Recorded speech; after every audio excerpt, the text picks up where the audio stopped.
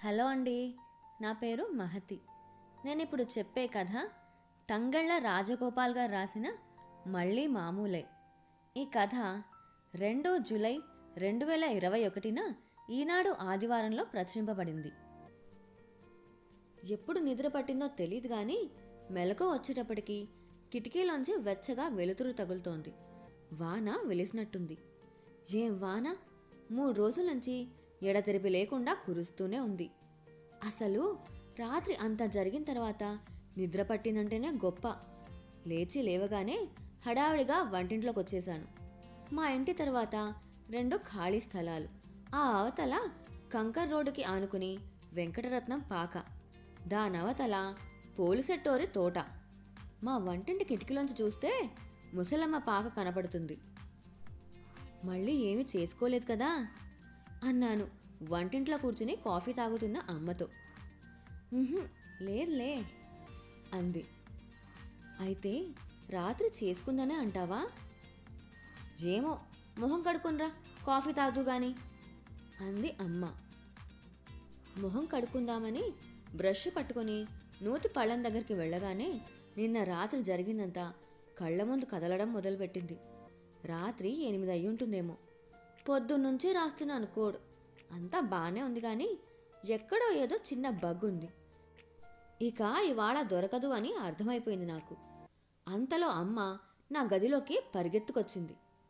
పాకలో ముసలమ్మ నూతిలో పడిపోయిందిట ఆ అంటూ సిరికించెప్పుడు పద్యంలోలాగా ఎక్కడివక్కడ వదిలేసి హాల్లోకి వచ్చేశారు ఇంట్లో అందరూ. ఎలా, ఎప్పుడు, ఉందా పోయిందా? ప్రశ్న మీద ప్రశ్న అడిగేస్తున్నారు తాతగారు, చేతిలో ఉన్న భాగవతం పుస్తకం చేతిలోనే పట్టుకుని. ఏమో, పక్క తోటలో ఏవో కేకలు వినిపిస్తుంటే ఏంటి హడావిడి అని వంటింట్లోంచి బయటికెళ్ళాను. అప్పుడంది లక్ష్యం గారు, ముసలమ్మ నూతిలో పడిపోయిందంటండి బాబా అని.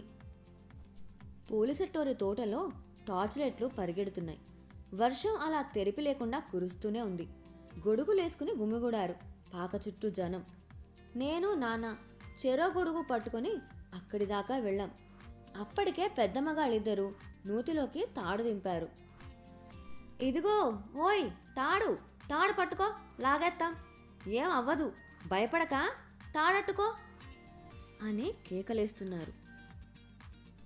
ఇది జరిగే పని కాదు, నిచ్చెనేసుకొని నూతిలోకి దిగాల్సిందే అని పోల్సెట్టోరి పెదబాబు వాళ్ళు నిచ్చెన కోసం పెద్దింట్లోకి పరిగెత్తారు. ఆడ మగ పిల్ల జల్ల వీధిలో జనమంతా వెంకటరత్నం పాక చుట్టూ చేరిపోయారు. లోపల ముసలమ్మ ఎలా ఉందో, ఏమైందో ఏంటో అని జనాల్లో ఒకటే ఉత్కంఠ. అసలే నూతిలోకి మాట వినపడదు, లోతెక్కువ. దానికి తోడు ముసలమ్మకి చెవుడు కూడా. ఇంకో పక్క కుండపోత కింద వర్షం. ఎలాగరా దేవుడా అని కంగారు పడుతుంటే ఎలా పట్టుకుందో ఏమో గాని మొత్తానికి కాసేపటికి ముసలమ్మ తాడు పట్టుకుంది. అంతే, గట్టిగా పట్టుకో, గట్టిగా అంటూ ఒక్క దెబ్బలో లాగి యువతల పడేశారు కాపుల కుర్రాళ్ళు 4. బతికే ఉంది, హమ్మయ్యా అనుకున్నాక ఊపిరి పీల్చుకున్నారు అందరూ. ఆడాళ్ళు 4 ముసలమ్మని లోపలికి తీసుకెళ్లి కాస్త పొడిబట్ట అది కట్టి ఊరుకోబెట్టారు. పడిపోయావా చీకట్లోని? ఏం కంగారు పడక, మేమున్నాం కదా, ఏడమాక, అయ్యో ఎందుకు, ఊరుకో ఊరుకో అని కాస్త ధైర్యం చెప్పారు. అప్పటిదాకా వరల్డ్ కప్ ఫైనల్ మ్యాచ్లో ఆఖరి బంతి చూస్తున్న వాళ్ళలాగా ఉగ్గబట్టుకుని ఉన్న జనం కాస్త ముసలమ్మ బతికేసింది అని తెలియగానే ఉన్నట్టుండి సిఐడి ఏజెంట్ల అవతారాలు ఎత్తారు. నిజంగానే పడిపోయిందంటారా అని మెల్లిగా తుప్పలో నిప్పు రాజేశారు వెనకింటి రిటైర్డ్ పోస్ట్ మాస్టారు. అబ్బే, దూకితే బతకరండే, పొడిపోయి ఉంటుంది. అసలే నుయ్యి నీలమట్టానికి ఉంటుంది కదా, గోడ అయ్యి ఏం లేవు, చీకట్లో ఆనుండదు పాపం అన్నాడు ఇంకో ఆయన. దెబ్బలు గట్టిగానే తగిలుంటాయి, లోపల ఒరలు అయ్యి గీసుకుపోయినయ్యి, చేతులు కాళ్ళు బాగా కొట్టుకుపోయినయ్యి. ఇవి గొడుగుల కింద జనాల మాటలు.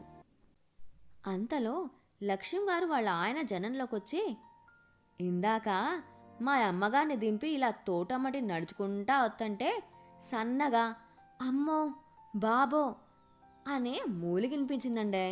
ఎక్కడా ఏటి అని అటూ ఇటూ పరిగెత్తి చూస్తే అప్పుడు అర్థమైందండి నూతికాడ నుంచి అని. గబగబా వచ్చి నూతిలోకి చూస్తే అందులో ఈ ముసల్ది పడిపోయి ఉంది.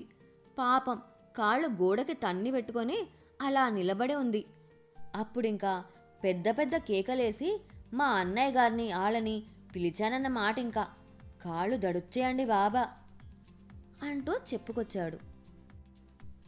ఇంకా నూకలున్నాయండి ముసల్దానికి. లేకపోతే ఇంత చీకట్లో ఇంత వానలో ఈ పక్కకి ఎవడొత్తాడు?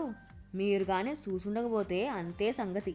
అనకూడదు గాని పొద్దునకి శవమై తేలితి పైకి అని అనకూడనిది కాస్త అనేసి లెంపలేసుకున్నాడో పెద్ద మనిషి. కూర్చోబెట్టి పింఛనిస్తుంది గవర్నమెంటు. తిండికి బట్టకి లోటు లేదు. అసలంత దూకాల్సిన అవసరం ఏమొచ్చిందండి అని మళ్ళీ పాయింట్ని ఆయనకి కావాల్సిన చోటుకి తీసుకొచ్చాడు పోస్ట్ మాస్టారు. ఓ పక్క పడిపోయిందని చెప్తుంటే దూకేయిందంటారేంటండే అని నిలదీశాడు లక్ష్యంగారు వాళ్ళ ఆయన. దాని చిన్నప్పటి నుంచి ఈ దొడ్లోనే పెరిగింది. ఆ నూతికెప్పుడు గోడ లేదు. ఇవాళ కొత్త ఏటి చీకటి వాన ఎప్పుడైనా పడిందేటి ఇడ్డూరం కాకపోతే అని మళ్ళీ నసుకుతున్నాడు పోస్ట్ మాస్టారు. నీతో వాదించలేమయ్యా బాబు, తెలివి ఎక్కువైపోయి కొట్టుకుంటున్నావు నువ్వు అని నలుగురు ఓ గదుము గదిమేటప్పటికీ ఇంకా నోరు మూసేశాడు. ఇది ఇప్పుడెప్పుడే తెమిలే పంచాయతీ కాదని నేను నాన్న ఇంటికొచ్చేశాం. గుమ్మంలో అడుగెట్టగానే ఏరా ఏమైంది, లాగారా బయటికి, ఉందా పోయిందా అని మళ్ళీ ప్రశ్నల వర్షం కురిపించేశారు తాతగారు. నాకు చిర్రెత్తుకొచ్చి ఎందుకంత కంగారు, చెప్తాం కదా, ఉంది, బతికింది, పోలేదు, చాలా అన్నాను. రే తప్పు అన్నట్టు సైగ చేశారు నాన్న. లేకపోతే ఏంటి నాన్న అని మళ్ళీ గింజుకున్నాను. ఈ అరుపులు విని ఈలోపు మా మామ వచ్చేసింది. ఏంటి, ఏమైంది అంటూ. మా మామకి ఓ 85 ఉంటాయి. మామూలు చెవుడు కాదు, బ్రహ్మ చెవుడు. ముసలమ్మ, పాకలో ముసలమ్మ నూతిలో పడిపోయిందిట అని అరవడం మొదలెట్టారు తాతగారు. ఆవిడకి మొదలు కాడుంచి మళ్ళీ చెప్తూ. అయ్యయ్యో ఎలాగ మరిప్పుడు, మీరు దిగి తీయండి, వెళ్ళండి అంది మా అమ్మ. నేనా, నేను దిగితే ఇంక రాను, నన్ను లాగడానికి నువ్వు గాని రావాలి. ఇవాళ పొద్దునే కదా కుళాయి నీళ్ళు పట్టుకోవడానికి వచ్చింది మన ఇంటికి, అంతలోనేనా? అంతలోనే లేదు, ఇంతలోనే లేదు, క్షణం చాలు, పుట్టినా గిట్టినా. ఇంతకీ తీశారా లేదా? తీశారు, బానే ఉందిట, అదిగో నీ మనవడు చెప్పాడు కదా. ఇలా సాగుతోంది వాళ్ళిద్దరి సంభాషణ. మీరు అరవకండి బాబూ అని అమ్మ చెప్తూనే ఉంది. తాతగారు మామ వాళ్ళ మానాన్న వాళ్ళు మాట్లాడుకుంటూనే ఉన్నారు. స్నానాలు చేసి రండి, భోజనాలు పెట్టేస్తాను అంది అమ్మ. పెద్దాళ్ళవి అయిపోయాయా అని అడిగారు నాన్న. లేదు, మీరొచ్చాక చేస్తామన్నారు, రండి గమ్ముని అంది మళ్ళీ. గబగబా 2 చెంబులు నీళ్లు పోసుకుని వచ్చేశాం నేను నాన్న. భోజనాల దగ్గర కూర్చున్నా కూడా మళ్ళీ ముసలమ్మ గురించే మాటలు. ఒకప్పుడు ఆ పాక చుట్టూ అరెకరం పొలం దాని పేరునే ఉండేదిట అని మొదలెట్టారు తాతగారు. పొలమా అని ఆశ్చర్యపోతూ అడిగా నేను. ఇవన్నీ పొలాలే మరి ఒకప్పుడు. ఇక్కడి నుంచి మన వీధి చివర కాలవ దాకా పొలాలే, తర్వాత ఇళ్ల స్థలాలైపోయాయి అన్నారు నాన్న. అంతలో తాతగారు మళ్ళీ, ఎప్పుడో 16 ఏళ్లకే పెళ్ళైపోయిందిట, పెళ్ళైన 5 ఏళ్లకే మొగుడు పోయాడు, పాపం పిల్లా జల్లా ఎవరూ లేరు. ఎప్పటి మాట, ఎప్పుడో 50 ఏళ్ల కిందటి నాటి మాట ఇది. అప్పటినుంచి ఒక్కతే ఈ పాకలో పడి ఉంటోంది. ఎవరో అన్నదమ్ముల పిల్లలు మేం చూస్తామని ఆస్తి రాయించేసుకున్నారు. పాపం పిచ్చిది రాసేసింది. ఆస్తి చేతిలో పడ్డాక ఇదెవడికి కావాలింకా, వదిలేసిపోయారు ఎదవలు. ఇవాళ సెంటు 10 లక్షలు ఉంటుంది ఇక్కడ అన్నారు నాన్న. 10 12 తెగ నమ్మితే 5 కోట్లు వస్తుంది ఇవాళ రోజున అని తాతగారు. అయితే ముసలమ్మ కోటీశ్వరరాలన్నమాట అన్నాను నేను. ఏదైతేనేం ఆ పాకలో బిక్కు బిక్కుమని పడి ఏడుస్తోంది ఒక్కర్తి. తొక్కి పెట్టుకుని కూర్చోవాల్సింది నాన్న. ఆస్తి ఎవడికి రాయకుండా చచ్చినట్టు చూదురప్పుడు. అప్పుడు మనిషినే మాయం చేసేయగలరు. ఆస్తి రాసేసింది కాబట్టే దీని బతుకునిచ్చి వదిలేశారు. అంతకు తెగిస్తారంటారా? ఏమో, ఏమైనా జరగచ్చు. ఏం చెప్పగలం? ఆశ మనిషి చేత ఏమైనా చేయిస్తుంది. అంతలో అమ్మ, మొన్నటిదాకా ఆ సైకిల్ షాపు వాడి కుటుంబం కూడా ఈవిడ పాకలోనే ఉండేవారు కదా. వాడు మేనలుడే ఆమెకి.